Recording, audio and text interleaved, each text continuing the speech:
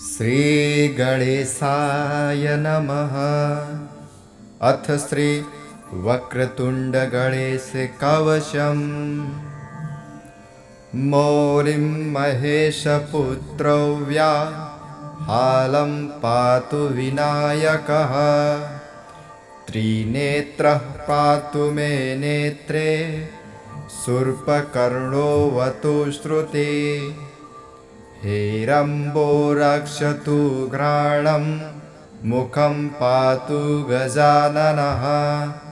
जिह्वां पातु गणेशो मे, कण्ठं श्रीकण्ठवल्लभः।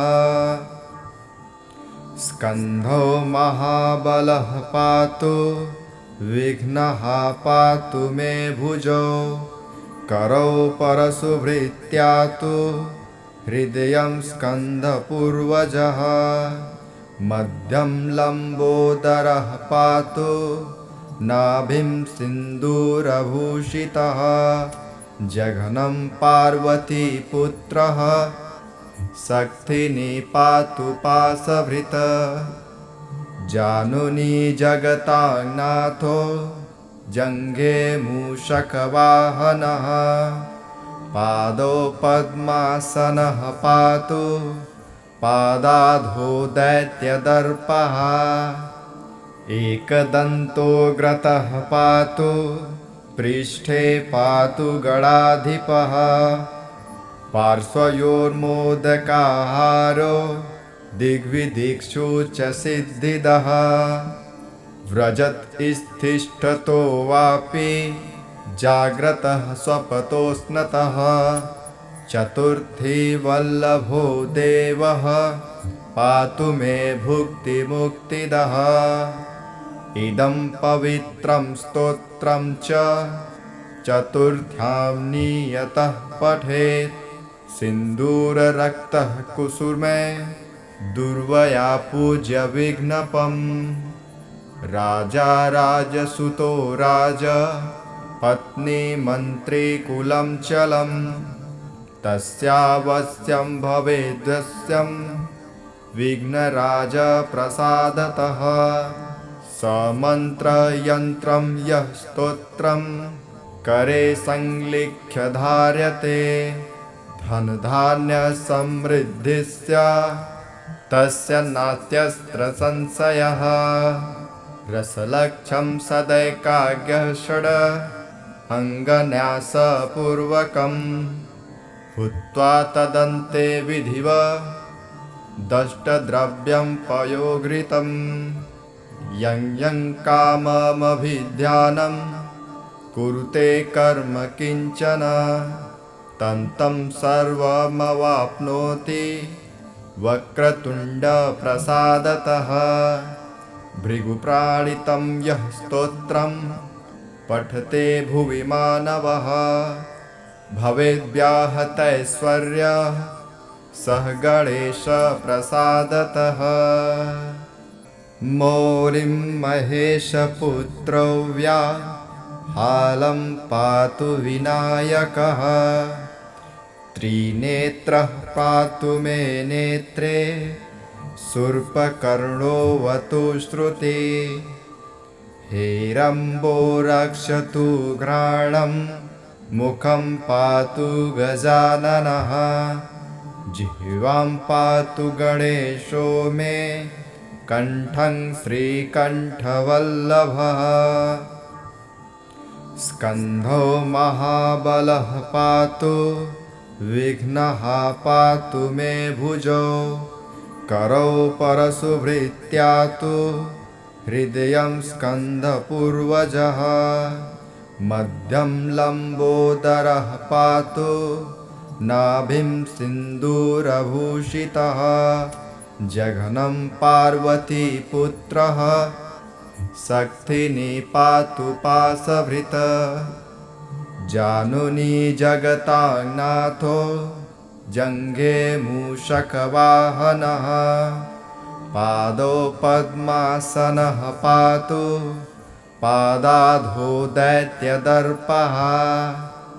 एकदन्तोऽग्रतः पातु, पृष्ठे पातु गणाधिपः पार्श्वयोर्मोदकाहारो दिग्विदिक्षु च सिद्धिदः व्रजत् स्थिष्ठतो वापि जाग्रतः स्वपतोऽस्नतः चतुर्थी वल्लभो देवः पातु मे भुक्तिमुक्तिदः इदं पवित्रं स्तोत्रं च चतुर्थ्यां नियतः पठेत् सिन्दूररक्तः कुसुमे दुर्वया पूज्य विघ्नपम् राजा राजसुतो राज पत्नी मन्त्री कुलं चलं तस्यावश्यं भवेद्वश्यं विघ्नराज प्रसादतः समन्त्रयन्त्रं यः स्तोत्रं करे संलिख्य धार्यते धनधान्यसमृद्धिस्य तस्य नास्त्यस्त्र संशयः रसलक्षं सदैकाग्यः षड् अङ्गन्यासपूर्वकं हुत्वा तदन्ते विधिव दष्टद्रव्यं पयोघृतं यं यं काममभिध्यानं कुरुते कर्म किञ्चन तं तं सर्वमवाप्नोति वक्रतुण्डप्रसादतः भृगुप्राणितं यः स्तोत्रं पठते भुवि मानवः भवेद्व्याहतैश्वर्यः सः गणेशप्रसादतः मौलिं महेशपुत्रौ व्याहालं पातु विनायकः त्रिनेत्रः पातु मे नेत्रे शूर्पकर्णोऽवतु श्रुते हेरम्बो रक्षतु घ्राणं मुखं पातु गजाननः जिह्वां पातु गणेशो मे कण्ठं श्रीकण्ठवल्लभः स्कन्धो महाबलः पातु विघ्नः पातु मे भुजौ करौ परशुभृत्या तु हृदयं स्कन्धपूर्वजः मध्यं लम्बोदरः पातु नाभिं सिन्दूरभूषितः जघनं पार्वतीपुत्रः शक्तिनी पातु पाशभृत् जानुनी जगतानाथो जङ्घे मूषकवाहनः पादौ पद्मासनः पातु पादाधो दैत्यदर्पः एकदन्तोऽग्रतः पातु पृष्ठे पातु गणाधिपः पार्श्वयोर्मोदकाहारो दिग्विदिक्षु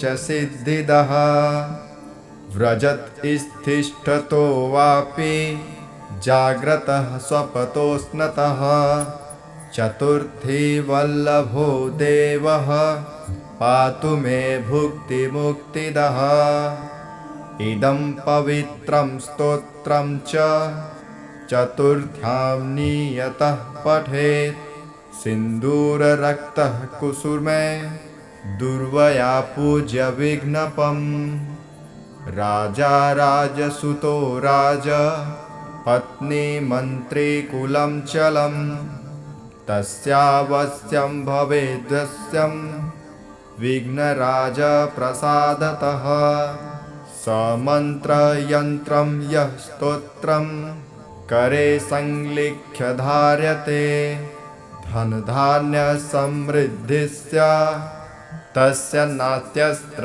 संशयः रसलक्षं सदैकाग्यः षड् अङ्गन्यासपूर्वकं हुत्वा तदन्ते विधिव दष्टद्रव्यं पयोघृतं यं यं काममभिध्यानं कुरुते कर्म किञ्चन तं तं सर्वमवाप्नोति वक्रतुण्डप्रसादतः भृगुप्राणितं यः स्तोत्रं पठते भुवि मानवः भवेद्व्याहतैश्वर्यः सः गणेशप्रसादतः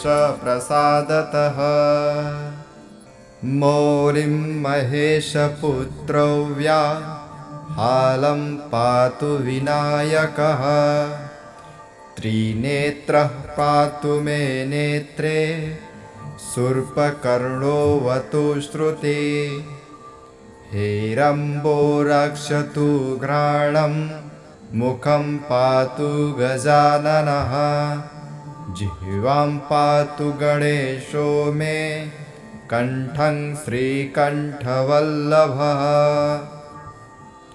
स्कन्धो महाबलः पातु विघ्नः पातु मे भुजौ करौ परशुभृत्या तु हृदयं स्कन्धपूर्वजः मध्यं लम्बोदरः पातु नाभिं सिन्दूरभूषितः जघनं पार्वतीपुत्रः शक्तिनी पातु पाशभृत् जानुनी जगतानाथो जङ्घे मूषकवाहनः पादौ पद्मासनः पातु पादाधो दैत्यदर्पः एकदन्तोऽग्रतः पातु पृष्ठे पातु गणाधिपः पार्श्वयोर्मोदकाहारो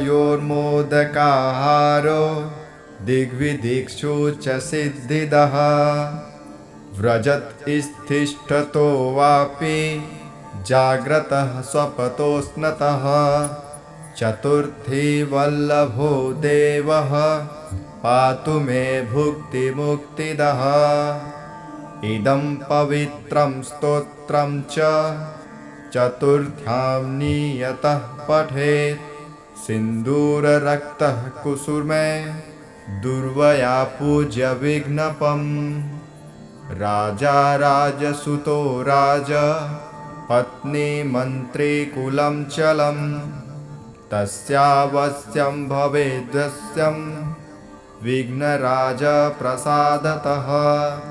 समन्त्रयन्त्रं यः स्तोत्रं करे संलिख्य धार्यते धनधान्यसमृद्धिस्य तस्य नास्त्यस्त्र संशयः रसलक्षं सदैकाग्यः षड् अङ्गन्यासपूर्वकं हुत्वा तदन्ते विधिवत् दष्टद्रव्यं पयोघृतं यं यं काममभिध्यानं कुरुते कर्म किञ्चन तं तं सर्वमवाप्नोति वक्रतुण्डप्रसादतः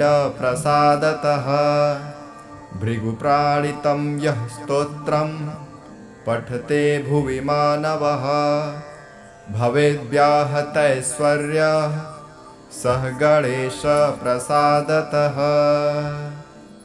मौलिं महेशपुत्रौ व्याहालं पातु विनायकः त्रिनेत्रः पातु मे नेत्रे शूर्पकर्णोऽवतु श्रुते हेरम्बो रक्षतु घ्राणं मुखं पातु गजाननः जिह्वां पातु गणेशो मे कण्ठं श्रीकण्ठवल्लभः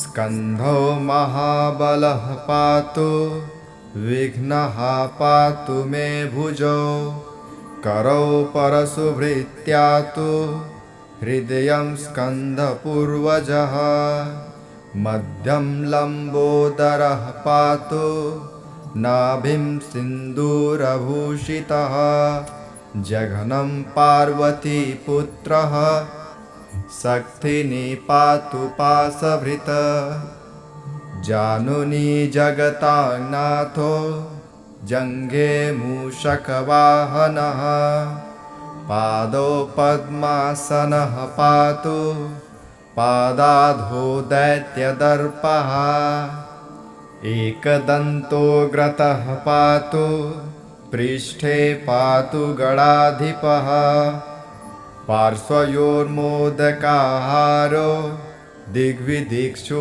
च सिद्धिदः व्रजत् स्थिष्ठतो वापि जाग्रतः स्वपतोऽस्नतः चतुर्थी वल्लभो देवः पातु मे भुक्तिमुक्तिदः इदं पवित्रं स्तोत्रं च चतुर्थ्यां नियतः पठेत् सिन्दूररक्तः कुसुमे दुर्वया पूज्य विघ्नपम् राजा राजसुतो राज पत्नी मन्त्री कुलं चलम् तस्यावश्यं भवेद्वश्यं विघ्नराज प्रसादतः समन्त्रयन्त्रं यः स्तोत्रं करे संलिख्य धार्यते धनधान्यसमृद्धिस्य तस्य नास्त्यस्त्र संशयः रसलक्षं सदैकाग्यः षड् अङ्गन्यासपूर्वकं भूत्वा तदन्ते विधिव दष्टद्रव्यं पयोघृतं यं यं काममभिध्यानं कुरुते कर्म किञ्चन तं सर्वमवाप्नोति वक्रतुण्डप्रसादतः भृगुप्राणितं यः स्तोत्रं पठते भुवि मानवः भवेद्व्याहतैश्वर्यः सः गणेशप्रसादतः मौलिं महेशपुत्रौ व्याहालं पातु विनायकः त्रिनेत्रः पातु मे नेत्रे शूर्पकर्णोऽवतु श्रुते हेरम्बो रक्षतु घ्राणं मुखं पातु गजाननः जिह्वां पातु गणेशो मे कण्ठं श्रीकण्ठवल्लभः स्कन्धो महाबलः पातु विघ्नः पातु मे भुजौ करौ परशुभृत्यातु हृदयं स्कन्धपूर्वजः मध्यं लम्बोदरः पातु नाभिं सिन्दूरभूषितः जघनं पार्वतीपुत्रः शक्तिनी पातु पाशभृत् जानुनी जगतानाथो जङ्घे मूषकवाहनः पादौ पद्मासनः पातु पादाधो दैत्यदर्पः एकदन्तोऽग्रतः पातु पृष्ठे पातु गणाधिपः पार्श्वयोर्मोदकाहारो दिग्विदिक्षु च सिद्धिदः व्रजत् स्थिष्ठतो वापि जाग्रतः स्वपतोऽस्नतः चतुर्थी वल्लभो देवः पातु मे भुक्तिमुक्तिदः इदं पवित्रं स्तोत्रं च चतुर्थ्यां नियतः पठेत् सिन्दूररक्तः कुसुमे दुर्वया पूज्य विघ्नपम् राजा राजसुतो राज पत्नी मन्त्री कुलं चलम् तस्यावश्यं भवेद्वश्यं विघ्नराज प्रसादतः समन्त्रयन्त्रं यः स्तोत्रं करे संलिख्य धार्यते धनधान्यसमृद्धिस्य तस्य नास्त्यस्त्र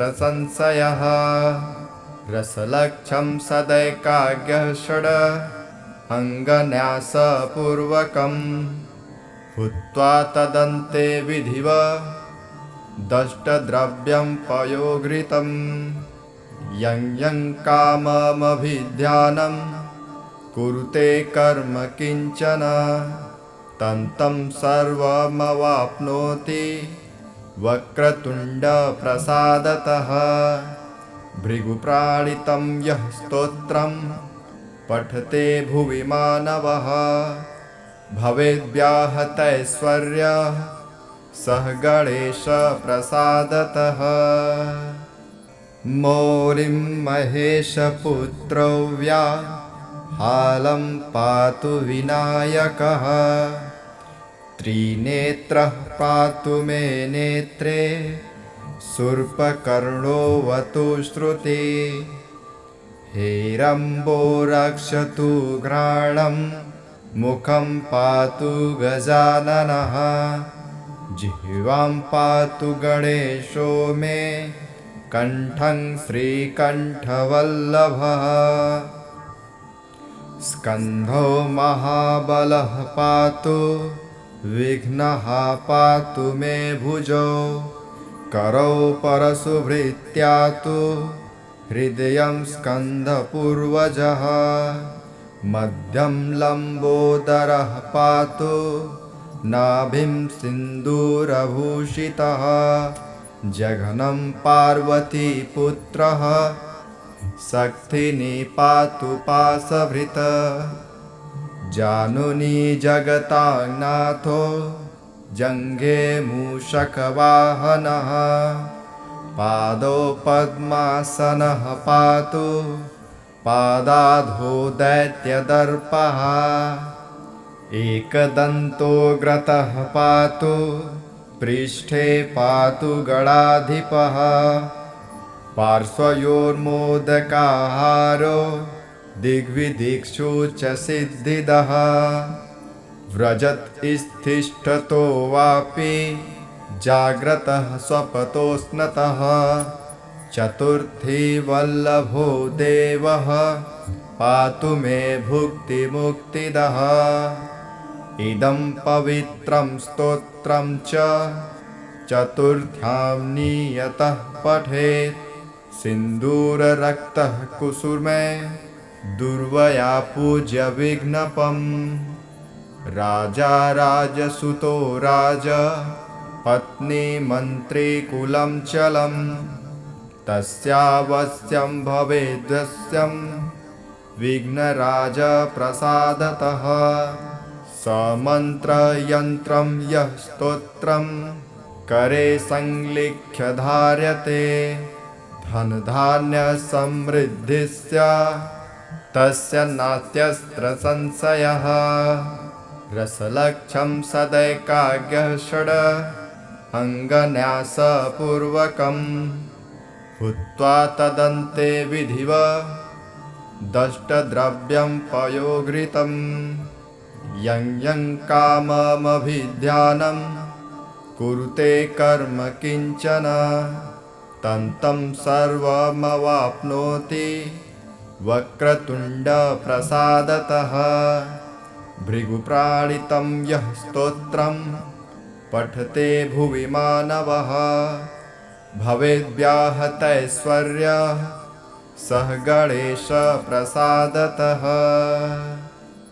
मौलिं महेशपुत्रौ व्याहालं पातु विनायकः त्रिनेत्रः पातु मे नेत्रे शूर्पकर्णोऽवतु श्रुते हेरम्बो रक्षतु घ्राणं मुखं पातु गजाननः जिह्वां पातु गणेशो मे कण्ठं श्रीकण्ठवल्लभः स्कन्धो महाबलः पातु विघ्नः पातु मे भुजौ करौ परशुभृत्यातु हृदयं स्कन्धपूर्वजः मध्यं लम्बोदरः पातु नाभिं सिन्दूरभूषितः जघनं पार्वतीपुत्रः शक्तिनी पातु पाशभृत् जानुनी जगतानाथो जङ्घे मूषकवाहनः पादौ पद्मासनः पातु पादाधो दैत्यदर्पः एकदन्तोऽग्रतः पातु पृष्ठे पातु गणाधिपः पार्श्वयोर्मोदकाहारो दिग्विदिक्षु च सिद्धिदः व्रजत् स्थिष्ठतो वापि जाग्रतः स्वपतोऽस्नतः चतुर्थी वल्लभो देवः पातु मे भुक्तिमुक्तिदः इदं पवित्रं स्तोत्रं च चतुर्थ्यां नियतः पठेत् सिन्दूररक्तः कुसुमे दुर्वया पूज्य विघ्नपम् राजा राजसुतो राज पत्नी मन्त्री कुलं चलं तस्यावश्यं भवेद्वश्यं विघ्नराज प्रसादतः समन्त्रयन्त्रं यः स्तोत्रं करे संलिख्य धार्यते धनधान्यसमृद्धिस्य तस्य नास्त्यस्त्र संशयः रसलक्षं सदैकाग्यः षड् अङ्गन्यासपूर्वकं भूत्वा तदन्ते विधिव दष्टद्रव्यं पयोघृतं यं यं काममभिध्यानं कुरुते कर्म किञ्चन तं सर्वमवाप्नोति वक्रतुण्डप्रसादतः भृगुप्राणितं यः स्तोत्रं पठते भुवि मानवः भवेद्व्याहतैश्वर्यः सः गणेशप्रसादतः मौलिं महेशपुत्रौ व्याहालं पातु विनायकः त्रिनेत्रः पातु मे नेत्रे शूर्पकर्णोऽवतु श्रुते हेरम्बो रक्षतु घ्राणं मुखं पातु गजाननः जिह्वां पातु गणेशो मे कण्ठं श्रीकण्ठवल्लभः स्कन्धो महाबलः पातु विघ्नः पातु मे भुजौ करौ परशुभृत्यातु हृदयं स्कन्धपूर्वजः मध्यं लम्बोदरः पातु नाभिं सिन्दूरभूषितः जघनं पार्वतीपुत्रः शक्तिनी पातु पाशभृत् जानुनी जगतानाथो जङ्घे मूषकवाहनः पादौ पद्मासनः पातु पादाधो दैत्यदर्पः एकदन्तोऽग्रतः पातु पृष्ठे पातु गणाधिपः पार्श्वयोर्मोदकाहारो दिग्विदिक्षु च सिद्धिदः व्रजत् स्थिष्ठतो वापि जाग्रतः स्वपतोऽस्नतः चतुर्थी वल्लभो देवः पातु मे भुक्तिमुक्तिदः इदं पवित्रं स्तोत्रं च चतुर्थ्यां नियतः पठेत् सिन्दूररक्तः कुसुमे दुर्वया पूज्य विघ्नपम् राजा राजसुतो राज पत्नी मन्त्री कुलं चलं तस्यावश्यं भवेद्वश्यं विघ्नराज प्रसादतः समन्त्रयन्त्रं यः स्तोत्रं करे संलिख्य धार्यते धनधान्यसमृद्धिस्य तस्य नास्त्यस्त्र संशयः रसलक्षं सदैकाग्यः षड् अङ्गन्यासपूर्वकं भूत्वा तदन्ते विधिव दष्टद्रव्यं पयोघृतं यं यं काममभिध्यानं कुरुते कर्म किंचन तं तं सर्वमवाप्नोति वक्रतुण्डप्रसादतः। भृगुप्राणितं यः स्तोत्रं पठते भुवि मानवः भवेद्व्याहतैश्वर्यः सः गणेशप्रसादतः। मौलिं महेशपुत्रौ व्याहालं पातु विनायकः त्रिनेत्रः पातु मे नेत्रे शूर्पकर्णोऽवतु श्रुते हेरम्बो रक्षतु घ्राणं मुखं पातु गजाननः जिह्वां पातु गणेशो मे कण्ठं श्रीकण्ठवल्लभः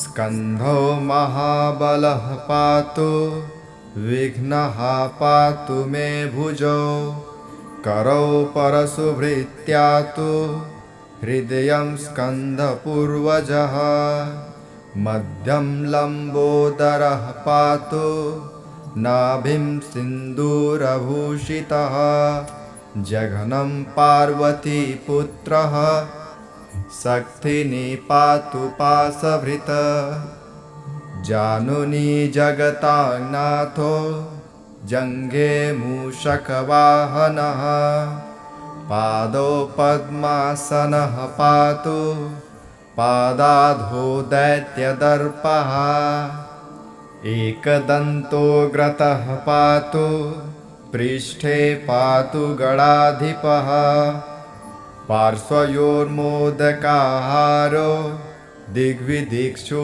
च सिद्धिदः व्रजत् स्थिष्ठतो वापि जाग्रतः स्वपतोऽस्नतः चतुर्थी वल्लभो देवः पातु मे भुक्तिमुक्तिदः इदं पवित्रं स्तोत्रं च चतुर्थ्यां नियतः पठेत् सिन्दूररक्तः कुसुमे दुर्वया पूज्य विघ्नपम् राजा राजसुतो राज पत्नी मन्त्री कुलं चलं तस्यावश्यं भवेद्वश्यं विघ्नराज प्रसादतः समन्त्रयन्त्रं यः स्तोत्रं करे संलिख्य धार्यते धनधान्यसमृद्धिस्य तस्य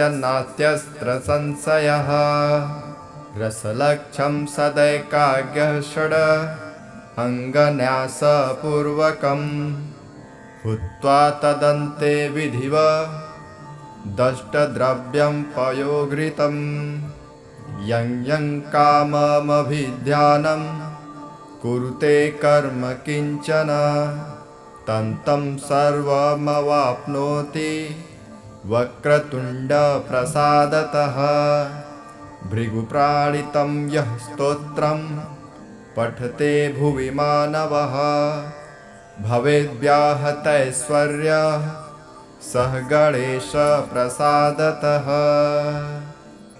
मौलिं महेशपुत्रौ व्याहालं पातु विनायकः त्रिनेत्रः पातु मे नेत्रे शूर्पकर्णोऽवतु श्रुते हेरम्बो रक्षतु घ्राणं मुखं पातु गजाननः जिह्वां पातु गणेशो मे कण्ठं श्रीकण्ठवल्लभः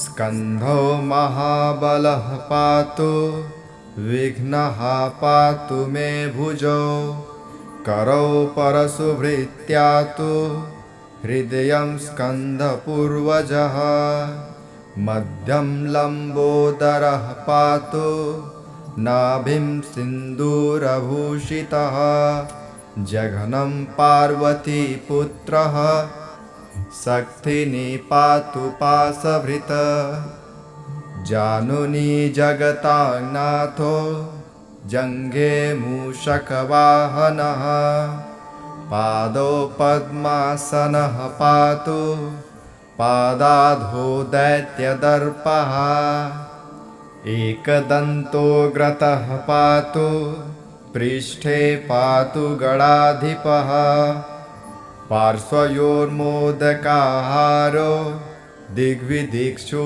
च सिद्धिदः व्रजत् स्थिष्ठतो वापि जाग्रतः स्वपतोऽस्नतः चतुर्थी वल्लभो देवः पातु मे भुक्तिमुक्तिदः इदं पवित्रं स्तोत्रं च चतुर्थ्यां नियतः पठेत् सिन्दूररक्तः कुसुमे दुर्वया पूज्य विघ्नपम् राजा राजसुतो राज पत्नी मन्त्री कुलं चलं तस्यावश्यं भवेद्वश्यं विघ्नराजप्रसादतः समन्त्रयन्त्रं यः स्तोत्रं करे संलिख्य धार्यते धनधान्यसमृद्धिस्य तस्य नास्त्यस्त्र संशयः रसलक्षं सदैकाग्यः षड् अङ्गन्यासपूर्वकं भूत्वा तदन्ते विधिव दष्टद्रव्यं पयोघृतं यं यं काममभिध्यानं कुरुते कर्म किञ्चन तं सर्वमवाप्नोति वक्रतुण्डप्रसादतः भृगुप्राणितं यः स्तोत्रं पठते भुवि मानवः भवेद्व्याहतैश्वर्यः सः गणेशप्रसादतः।